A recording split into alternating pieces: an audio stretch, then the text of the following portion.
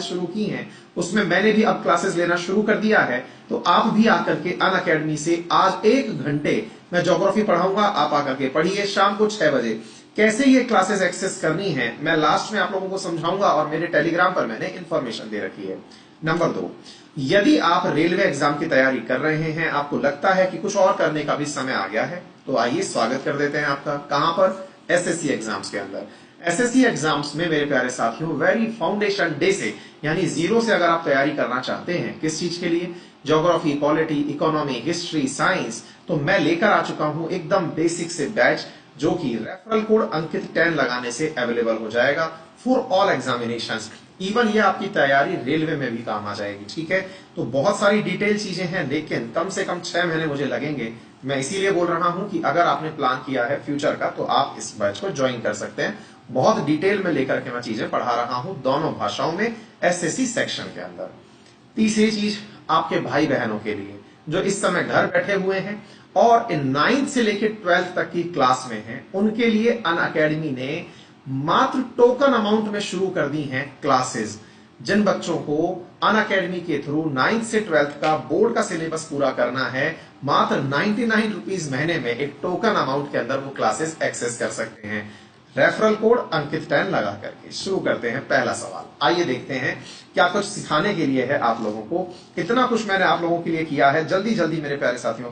हाँ भाई, सुनाया, आपका नाम मिल गया है मुझे सर, आप बहुत अच्छा पढ़ाते हैं, थैंक यू। प्रखर, सोनू, नील कमल, सभी साथियों का स्वागत है। आइए अब कुछ क्वेश्चंस के आंसर जल्दी जल्दी देते जाइए। पहला सवाल साथियों, जो अपने कोल्ड कंडेंसर होते हैं ना, जहां पर अपन कोल्ड स्टोरेज बनाते हैं, उसमें क्या यूज किया जाता है? देखो, फ्रीऑन्स को यूज किया जाता है, मैं आपको बता देता हूं, है ना। इसमें 2 तरह के फ्रीऑन्स यूज किए जाते थे सामान्यतया। कौन कौन से? एक था क्लोरोफ्लोरोकार्बन। याद करो, अपन ने सुबह करंट की क्लास में भी इसके बारे में खूब चर्चाएं की हैं, है ना। क्लोरोफ्लोरोकार्बन से क्या हुआ था? ओजोन परत का क्षरण हुआ था। क्या हुआ था? ओजोन परत का डिप्लीशन हुआ था। याद आ गया? अच्छा, फिर इसकी जगह फिर इसको बंद करने की बात कर दी गई। बोले कैसे बंद कर दिया? ऐसे डायरेक्ट बंद कर दिया क्या? नहीं, एक समझौता हुआ जिसका नाम क्या था? Montreal protocol. क्या था बच्चों? Montreal protocol. तसल्ली से सुनो, बहुत कुछ सीखने का है।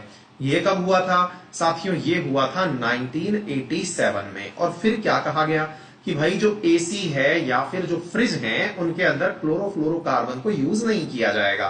तो फिर क्या यूज किया जाए? तो बोले इसकी जगह ठंडा करने के लिए यूज करिए हाइड्रोफ्लोरोकार्बन। क्या यूज करिए? हाइड्रोफ्लोरो। देखो बच्चों, यहां पर यह समझना जरूरी है, ये क्या वर्ड यूज कर रहा हूं मैं? फ्लोरो। तो हाइड्रोफ्लोरोकार्बन यूज करना शुरू किया लोगों ने। लेकिन साहब क्या हुआ, जब एचएफसी को यूज करना शुरू किया ना, तो इसकी वजह से ग्लोबल वार्मिंग बढ़ गई। ग्लोबल वार्मिंग का मतलब समझते हैं? पूरा वायुमंडल गर्म हो गया, ग्लोबल वार्मिंग बढ़ गई। जिसका प्रमुख कारण क्या था कि ये ग्रीन हाउस गैस थी। आपको मॉर्निंग वाली करंट की क्लास में पढ़ाई है मैंने ये सारी बात। ये ग्रीन हाउस गैस थी, इसलिए सब तरफ क्या बढ़ गई? गर्मी बढ़ गई। तो ग्रीन हाउस गैस की वजह से इस एचएफसी के प्रयोग को भी पूरी तरह बंद कर दिया गया। कौन सा समझौता किया गया? किगाली समझौता। कौन सा समझौता किया गया? किगाली समझौता। और कहा गया कि अब एचएफसी को भी उपयोग में नहीं लिया जाएगा। और यह समझौता कब हुआ?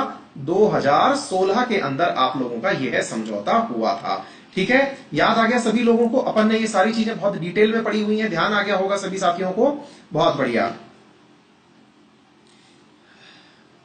चलिए बहुत बढ़िया साथियों, चलिए आगे बढ़ते हैं भाई, है ना। नेक्स्ट क्वेश्चन देखिएगा।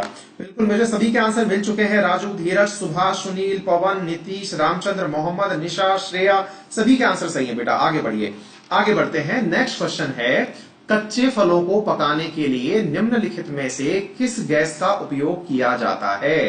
तो मेरे प्यारे साथियों, उपयोग किया जाता है इथाइलिन का। इसका फॉर्मूला क्या होता है? CH2 double bond CH2। बच्चों ये बहुत इंपॉर्टेंट क्वेश्चन है, इसको याद कर लेना, है ना। इथाइलिन है जिसी के पॉलीमराइजेशन से पॉलीथीन बनता है। आगे चल के मैं आपको इसके बारे में भी सिखाऊंगा, है ना। फ्रूट राइपनिंग कहते हैं इसको। फलों को पकना जो होता है वो क्या कहलाता है? Fruit ripening. बहुत सवाल कॉमन है, ये पूछा जाने वाला प्रमुख सवाल है ना। इसको याद कर लेना। इसको एज एन एंड वो भी यूज किया जाता है, क्या कहते हैं उसको? दवाई के रूप में भी छिड़क के इसको यूज किया जाता है। ठीक है, चलिए बहुत बढ़िया। हाँ भाई, बिल्कुल सही आंसर आ रहा है। प्रशांत, नेहा, राकेश, सुशील, राजेंद्र, वीना, राकू, लोकेश, सत्यम, प्रीतम, टिंकू जिया भी किसी ने नाम रखा होगा भाई साहब। टिंकू जी अभी पढ़ाई कर रहे हैं, समझ रहे हैं आप। चलिए नेक्स्ट क्वेश्चन देखते हैं। The process of making lower hydrocarbon by decomposition of hydrocarbon. देखो बच्चों, दो बातें हैं यहां पे, है ना। उच्चतर हाइड्रोकार्बन, अब ये होता क्या है पहले तो ये समझो। देखो लोअर हाइड्रोकार्बन है ना, सामान्यतया कार्बन नंबर 1 से लेकर के कार्बन नंबर 9 तक के जो कार्बन है ना, इन्हें सामान्यतया कहा जाता है लोअर हाइड्रोकार्बन, ठीक है। अच्छा, इससे ऊपर ले जा करके चाहे इन्फानाइट तक चले जाओ, वो सब कहलाते हैं मतलब बिगर हाइड्रोकार्बन कहलाते हैं, यानी कि बड़े हाइड्रोकार्बन या हायर हाइड्रोकार्बन कहलाते हैं। लेकिन कुछ किताबों में इस लोअर हाइड्रोकार्बन की व्याख्या मीथेन, इथेन, इथीन इनमें भी की हुई है ना। लेकिन अब मैं आपको समझाता हूं कि क्या सवाल बनता है, पूछा क्या गया है। देखो बच्चों, क्या होता है, अगर मान लो कि मैंने आपके सामने 10 कार्बन का एक हाइड्रोकार्बन लिखा, क्या लिखा, C10 कार्बन का लिखा, चलो C10H22, ठीक है। C10H22 लिखा, इसका नाम हो गया डेकेन, ठीक है। अब मैंने क्या किया, इसका जब लिखा तो मैंने क्या किया, इसको गर्म किया। जब गर्म किया ना तो साथियों क्या बन के आया, मैं आपको वो बताता हूं। बन के आया CH2 डबल बॉन्ड CH2। अब ये कैसे बन के आया होगा मैं आपको बताता हूं। देखो, मान लो कि मैंने आपके सामने 4 कार्बन का एक हाइड्रोकार्बन लिखा होता, पहले सरल तरीके से समझ के देखते हैं, ठीक है। मान लो इस 4 कार्बन के हाइड्रोकार्बन को बहुत ज्यादा टेम्परेचर पर गर्म कर दिया होता, ठीक है। नहीं बेटा, कंबशन नहीं है किशन कुमार, यही समझना है, मैं यही समझा रहा हूं। कंबशन अलग चीज है, ये अलग चीज है, ध्यान से समझना, है ना। इधर देखिए, इसमें क्या होता है कि बिल्कुल एसिटिलीन का उपयोग भी किया जाता है, बिल्कुल सही कह रहे हैं आप, ध्यान से देखिए। तो क्या होता है साथियों, इसको गर्म किया ना तो इनके ये दोनों बॉन्ड जो हैं ये टूट जाते हैं, और टूट करके निर्माण होता है CH3 बॉन्ड CH3 का, और प्लस में निर्माण होता है CH2 डबल बॉन्ड CH2 का। बच्चों एक बात समझना, अगर है ना, देखो ध्यान से इसको ऐसे समझो कि यदि मैंने इसका उपयोग किया, इसको ध्यान से देखो, मैंने इसको तोड़ा और तोड़ करके इसका निर्माण किया, चूंकि यहां पर ऑक्सीजन नहीं है, यानी क्या चीज नहीं है यहां पर ऑक्सीजन नहीं है, इस वजह से मेरे प्यारे साथियों इस प्रक्रिया को कहते हैं भंजन, और भंजन को इंग्लिश में कहते हैं क्रैकिंग। ये याद कर लेना, बहुत इंपॉर्टेंट बात समझा रहा हूं। यदि ऑक्सीजन की एब्सेंस में जलने की प्रक्रिया होना तो उसे हम भंजन कहते हैं, और अगर मेरे प्यारे बच्चों इसको मैं ऑक्सीजन की प्रेजेंस में गर्म करता, किसकी प्रेजेंस में गर्म करता, ऑक्सीजन की प्रेजेंस में, तो निर्माण होता CO2 H2O प्लस एनर्जी का। तो मेरे प्यारे साथियों इसको हम कहते कंबशन। देखो ध्यान से समझना, दोनों में बहुत अंतर है। कंबशन क्या है, ऑक्सीजन की प्रेजेंस में जलना दहन है। हाँ भाई, कंसेप्ट समझ में आ गया हो तो एक बार थम्स अप करके बता दो।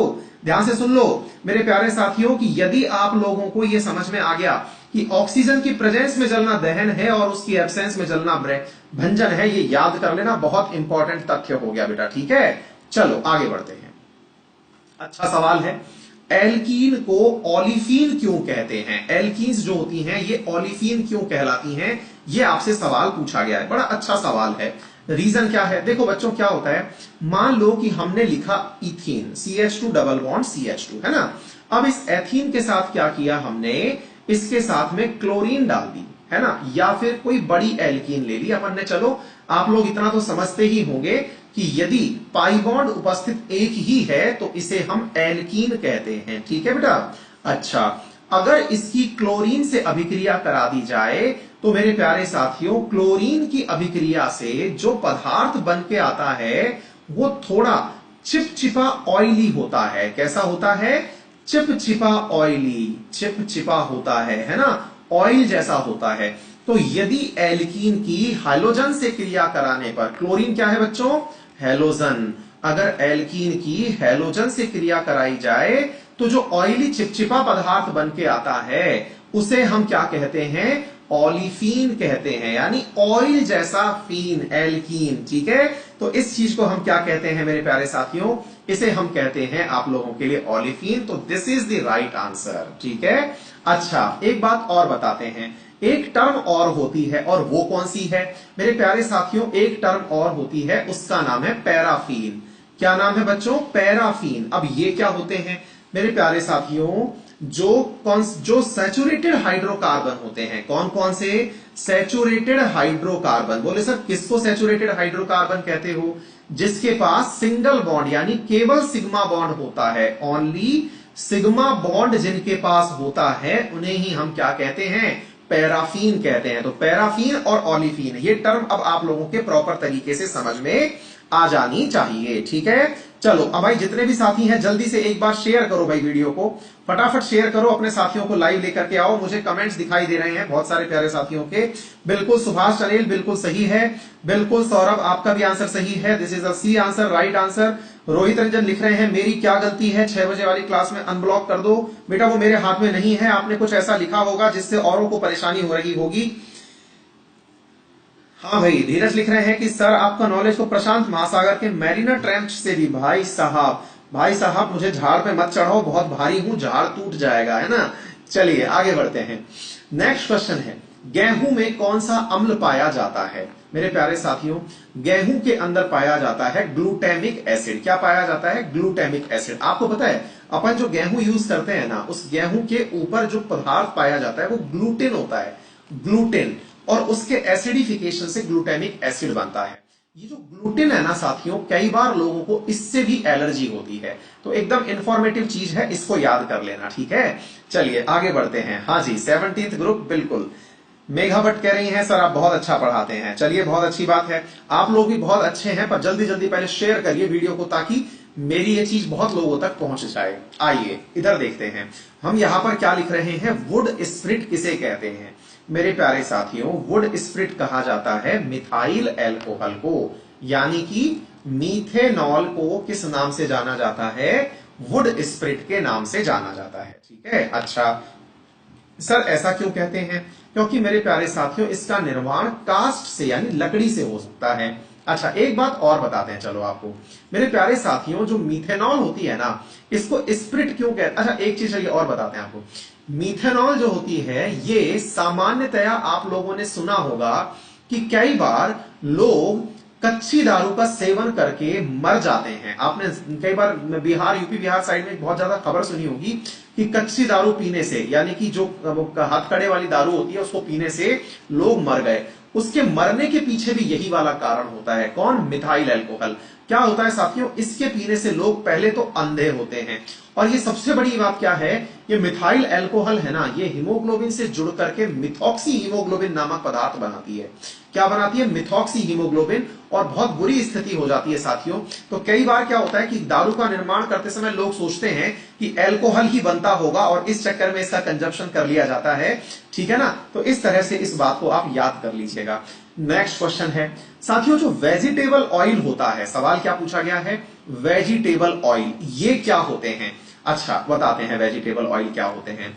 आप लोगों ने कई बार, आपके पता नहीं चलता होगा या नहीं चलता होगा, आपने एक शब्द सुना होगा वनस्पति घी, नाम सुना होगा आप लोगों ने, वनस्पति घी सुना है? अच्छा, और मैं एक बात बताऊं आप लोगों को, जो वनस्पति घी सुना होगा, हमारी तरफ ना राजस्थानी लोग जो हैं, एक प्रमुख कंपनी है जिसका बहुत ज्यादा यूज करते हैं, उसका नाम है डालडा। और इवन कई लोग तो ये समझते हैं कि जो वनस्पति घी है वही डालडा है। मतलब जैसे होता है ना कि भाई ब्रश करने के लिए क्या किया, बोले कॉलगेट किया, चाहे फिर करा कोई सा भी हो, लेकिन दांत साफ करने के लिए जो चीज यूज की जाती है उसे कॉलगेट के रूप में जाना जाता है। बिल्कुल वैसे ही मेरे प्यारे साथियों हमारे यहाँ वनस्पति घी को डालडा के नाम से जाना जाता है, जबकि डालडा एक कंपनी है। अच्छा, क्या होता है साथियों कि जो वेजिटेबल ऑयल होते हैं ना, इनके अंदर एक पदार्थ यूज में लिया जाता है जिसका नाम है ग्लीसरॉल। ध्यान से समझना, थोड़ा सा साइंस है, समझा देता हूं, कोई दिक्कत नहीं है, जितना समझ में आ जाए उतना समझ लेना। ठीक है, देखो हम जिसकी बात कर रहे हैं वो क्या है, ग्लीसरॉल। 3 कार्बन और 3 OH जो लगे होते हैं इसे हम कहते हैं ग्लीसरॉल। इस ग्लीसरॉल की अभिक्रिया जब अम्ल के साथ करा दी जाती है, किसके साथ करा दी जाती है?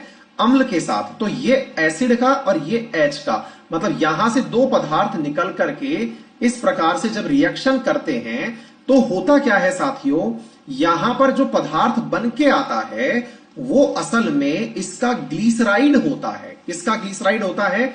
इस इथेनॉल का, मतलब ये जो सारी ग्लीसरॉल आपने लिया है इसका। तो ये जो चीज बन करके आई है ना, इस पदार्थ को, बने हुए पदार्थ को असंतृप्त वसीय अम्लों का ग्लीसराइड कहा जाता है। क्या कहा जाता है? असंतृप्त। असंतृप्त का मतलब हुआ कि यहां पर कहीं ना कहीं पाई बॉन्ड बना होगा। तो पाई बॉन्ड तो अम्ल के अंदर, खुद के अंदर भी उपस्थित था। तो असंतृप्त हाइड्रोकार्बन जो होते हैं ना, अब जैसे मान लो कि कहीं आपने इस प्रकार का पदार्थ यूज कर लिया होता और इसके दोनों तरफ लगे होते COCH3, तो असल में क्या होता है मेरे प्यारे साथियों कि जो भी आपके वनस्पति घी होते हैं ना, उनके अंदर असंतृप्त बॉन्ड उपस्थित होता है। ये जो असंतृप्त बॉन्ड है ना, यदि इस असंतृप्त बॉन्ड का हाइड्रोजिनेशन कर दिया जाए, यानी हाइड्रोजन जोड़ दिया जाए, तो ये बदल जाता है आपके संतृप्त हाइड्रोकार्बन में। ठीक है, संतृप्त हाइड्रोकार्बन जो होते हैं वो ठोस होते हैं और वो घी समान अवस्था में दिखाई देते हैं। तो वनस्पति घी का जो निर्माण है वो कैसे किया जाता है? तो केवल इतना सा याद कर लेना, आपको साइंस याद करने की आवश्यकता नहीं है, केवल इतना सा समझ लेना मेरे प्यारे साथियों कि असंतृप्त अम्लों का, असंतृप्त जो अम्ल हैं उनका हाइड्रोजन से क्रिया करा करके वनस्पति घी प्राप्त किया जाता है। ये एडिशनल इंफॉर्मेशन है जो मैं यहां पर आपको दे रहा हूं।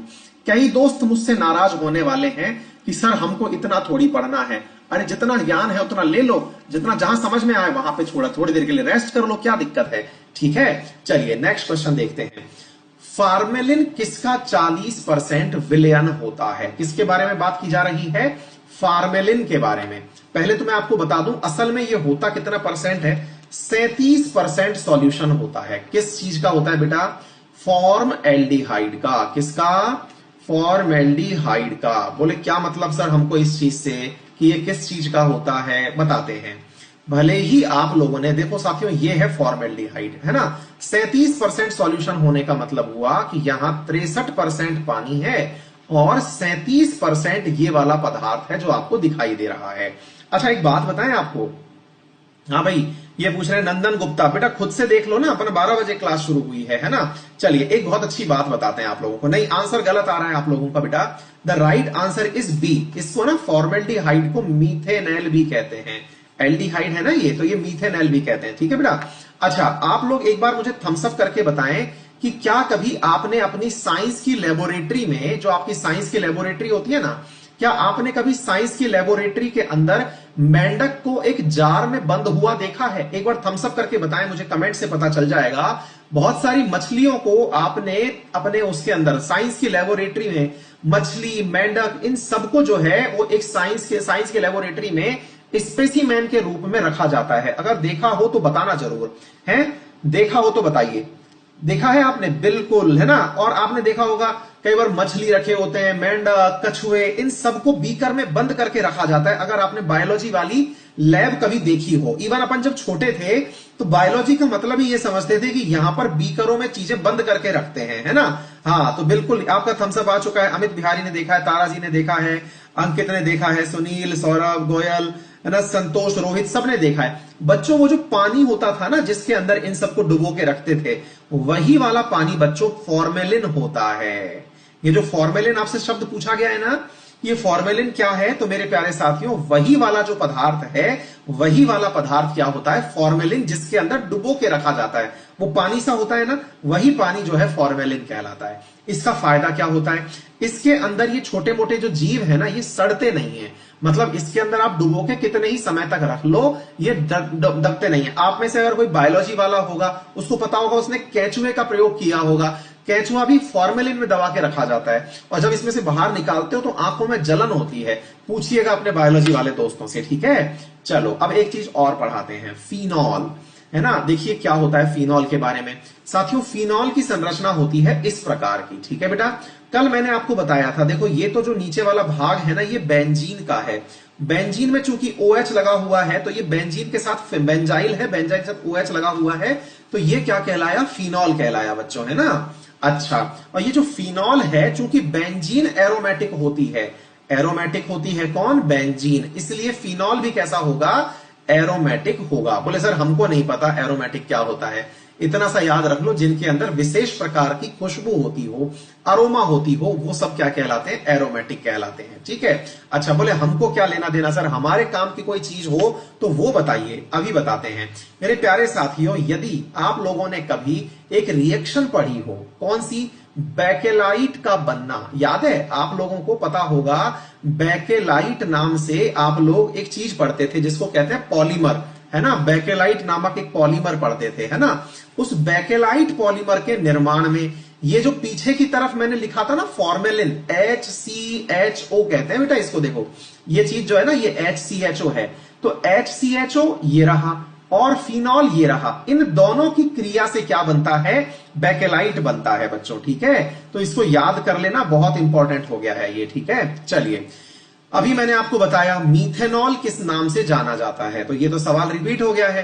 तो ये किस नाम से जाना जाता है? वुड स्प्रिट के नाम से जाना जाता है। क्लियर? बिल्कुल, बहुत सही आंसर आ रहे हैं। राजीव, कविता, शिवानी, राजेश, सत्यम, जोसेफ, शेरा भाई भी हैं हमारी क्लास में। क्या बात है। सलमान खान की नौकरी, अच्छा अभी लॉकडाउन चल रहा है इसलिए आ गए होंगे, समझ गए हम। चलिए नेक्स्ट क्वेश्चन है, कैल्शियम कार्बाइड पर जल डालने से क्या होता है? कैल्शियम कार्बाइड से साथियों, कैल्शियम कार्बाइड क्या होता है? CaC2। कैल्शियम कार्बाइड के ऊपर, बिल्कुल ये देखिए कविता कुमारी ने सही लिखा, बेकेलाइट वो होता है जिससे कि कुकर का हैंडल बनता है। तो कुकर का हैंडल जिससे बना होता है वही बेकेलाइट है, ठीक है ना। बिल्कुल, मेरे एक मित्र पूछ रहे हैं, आदित्य जायसवाल, ये ग्रुप डी के लिए है, प्लीज कोई बताए, मेरी पहली क्लास है। हाँ आदित्य, ये ग्रुप डी के लिए ये बेटा, क्लास की इंफॉर्मेशन पढ़ लो जाकर के एक बार। आओ बेटा यहां ध्यान से देखो बेटा, इसके ऊपर अगर पानी डाल दिया जाए ना कैल्शियम कार्बाइड के ऊपर, तो क्या बनता है? HC और CH बनता है। आपको नहीं लगता कैल्शियम कार्बाइड कहीं किसी से नाम मिलता जुलता है? किससे मिलता जुलता है? याद करो, अपन ने कल परसों एक रिएक्शन और पढ़ी थी, यूनियन कार्बाइड। ये फैक्ट्री का नाम था, है ना। याद रख लेना इस तरह से दो बातों को याद करके, जिससे MIC का 1984 में लीकेज हुआ था, जिससे लोग मर गए थे, है ना बेटा। अच्छा, तो कैल्शियम कार्बाइड पर जल डालने से किसका निर्माण होता है? एसिटिलीन का निर्माण होता है। अच्छा बच्चों, एसिटिलीन का उपयोग भी फल पकाने में किया जाता है, लेकिन एक इसमें इंपॉर्टेंट चीज मैं आपको बताऊं, अगर एसिटिलीन को आयरन की एकदम लाल की हुई पानी की, मतलब उससे गुजारा जाए ना पाइप से, तो मेरे प्यारे साथियों रेड हॉट आयरन ट्यूब से गुजारा जाए तो एसिटिलीन के 3 मॉलिक्यूल मिलके बेंजीन का निर्माण कर लेते हैं। किसका निर्माण कर लेते हैं? बेंजीन का। ये याद कर लेना, बहुत इंपॉर्टेंट रिएक्शन है, ये आपसे पेपर में पूछी जाती है बेटा, ठीक है ना मेरे प्यारे साथियों। क्या है? एसिटिलीन को जब red hot tube, iron tube से पारित किया जाता है तो किसका निर्माण होता है? बेंजीन का निर्माण होता है, ठीक है। सवाल पूछा गया है, मीथेन के जलने से क्या प्राप्त होता है? अब बताओ भाई, मीथेन का फॉर्मूला क्या होता है? CH4। कल याद करो मैंने आपको बताया था CNG के अंदर भी यही तो चीज होती है बेटा। अच्छा, जब हमने आपको एक चीज और पढ़ा रखी है, जब भी जलने की बात आए तो डाला क्या जाता होगा? ऑक्सीजन। ऑक्सीजन डाला गया है तो क्या बना होगा? कार्बन डाइऑक्साइड बना होगा और H2O बना होगा, ठीक है बेटा। यही तो पूछा गया है, कार्बन डाइऑक्साइड और H2O बनता है, ठीक है। तो जलने का मतलब क्या होता है? कंप्लीट ऑक्सीडेशन जो है ना बच्चों, वो किस नाम से जाना जाता है? वो जाना जाता है जलने के नाम से, ठीक है बेटा। बिल्कुल, खुशबू कुमारी पूछ रही हैं एग्जाम होगा कि नहीं? काय नहीं होगा बेटा, एग्जाम भी होगा, सब कुछ होगा। चलिए आगे देखते हैं, अपमार्जक जो है वो रासायनिक रूप से क्या होते हैं? ये बढ़िया सवाल है मेरे प्यारे साथियों। समटाइम्स आप लोगों से ये चीज पूछी जाती है कि अपमार्जक यानी डिटर्जेंट्स क्या होते हैं। साथियों डिटर्जेंट्स जो हैं ये बेंजीन सल्फोनिक अम्ल होते हैं। असल में क्या होता है, मैं आपको एक चीज और बताता हूं, डिटर्जेंट का उपयोग किया जाता है हार्ड वाटर में।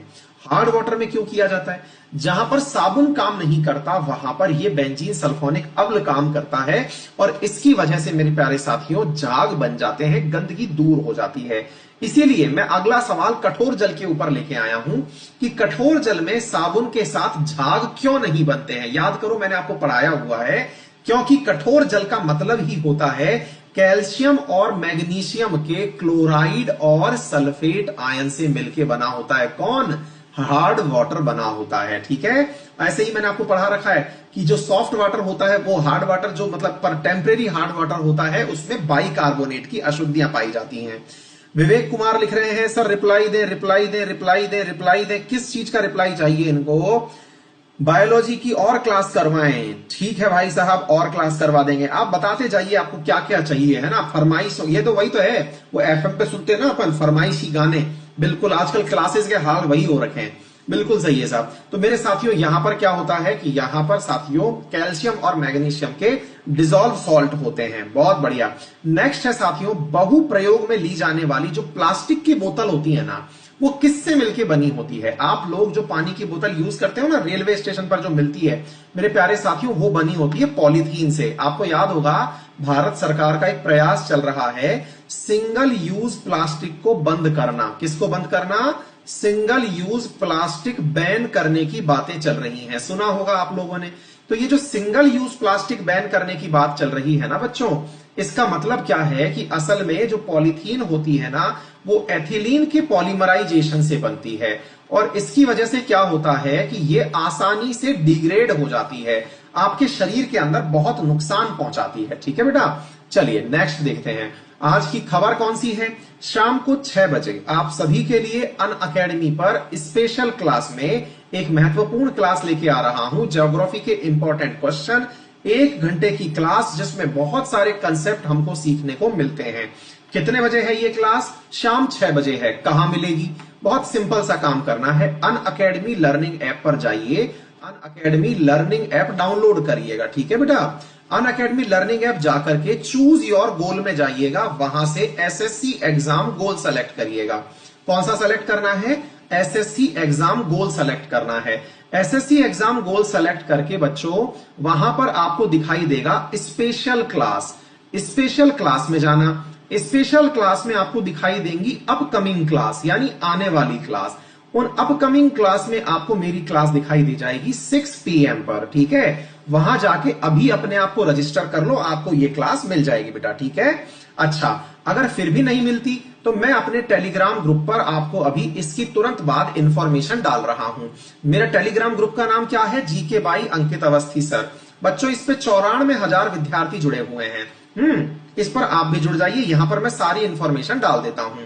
ऐसे ही यहां पर मेरा चैनल भी है, इसे भी आप सब्सक्राइब कर सकते हो। टेलीग्राम चैनल है, इस पे 19,000 विद्यार्थी जुड़े हुए हैं। ठीक है बेटा, चलिए। और अगर हाँ आपको ये लगता है कि हाँ भाई मेरी रेलवे की तैयारी बहुत हो गई, मुझे एसएससी की तैयारी कर लेनी चाहिए, तो आप लोगों के लिए एसएससी का डिटेल में बैच मैं लेकर के आ चुका हूं, जिसमें मैं ज्योग्राफी, पॉलिटी, इकोनॉमी, हिस्ट्री और साइंस ये सब पढ़ाऊंगा बेटा, है ना।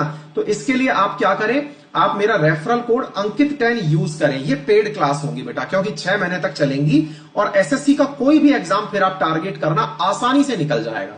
ठीक है, 25 क्वेश्चन जो आते हैं ना, वो एकदम बिल्कुल चुटकी बजाने से निकलेंगे, इतने आसान तरीके से पढ़ा दूंगा। कैसे लेनी है ये क्लास भी, ये भी मैं आपको बता देता हूं। आप क्या करिए, अनअकैडमी लर्निंग ऐप पर जाइए, उसको इंस्टॉल करिए, जैसे अपन ने किया था ना अभी ऐसे ही।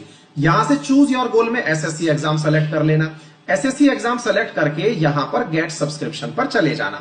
गेट सब्सक्रिप्शन के अंदर जाकर के आप 6 महीने का या फिर 12 महीने का प्लान लेना। ये पहले 2 प्लान मत लेना। क्यों मत लेना? क्योंकि बेटा मेरा सिलेबस खत्म नहीं होगा, है ना। तो कम से कम 12 महीने तो लेना, क्योंकि अगली साल आपको एसएससी का जॉब भी निकालना है अगर, तो आपको आज से ही मेहनत करनी पड़ेगी बेटा। और बहुत कम दाम में है ये, 6,000 रुपए में साल भर का है ना बेटा। 6,000 रुपए में साल भर का है। अंकित 10 रेफरल कोड है, अंकित 10 रेफरल कोड है। इसको यूज कैसे करना है? इन दोनों के बीच में एक तो स्पेस बिल्कुल नहीं देना है, ये बात ध्यान रख लेना, जगह नहीं छोड़नी है।